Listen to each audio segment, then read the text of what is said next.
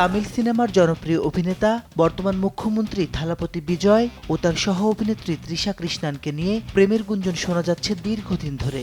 যদিও এই সম্পর্ক নিয়ে দুজনের কেউই কখনোই কিছু স্বীকার করেননি। তবে সেই সম্পর্ক আবারও এসেছে আলোচনায়।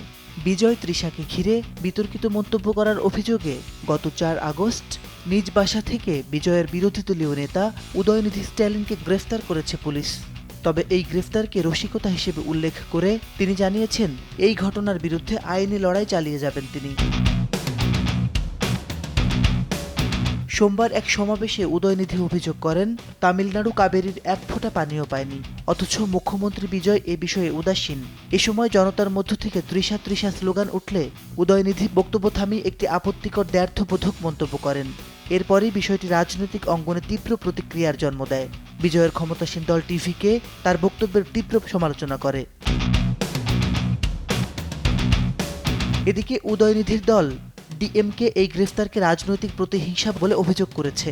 তবে টিভিকে নেতা আমেরিকায় নারায়ণন এই অভিযোগ প্রত্যাখ্যান করে বলেন, উদয়নিধিকে মুখ্যমন্ত্রী বিজয় বা টিভিকের বিরুদ্ধে বক্তব্য দেওয়ার জন্য নয়, বরং একজন সুপরিচিত নারীকে অপমান করার অভিযোগে গ্রেফতার করা হয়েছে।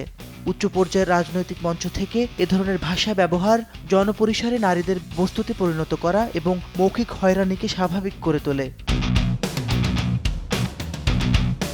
তৃষাকে নিয়ে আপত্তিকর মন্তব্যের ঘটনা এটিই প্রথম নয়।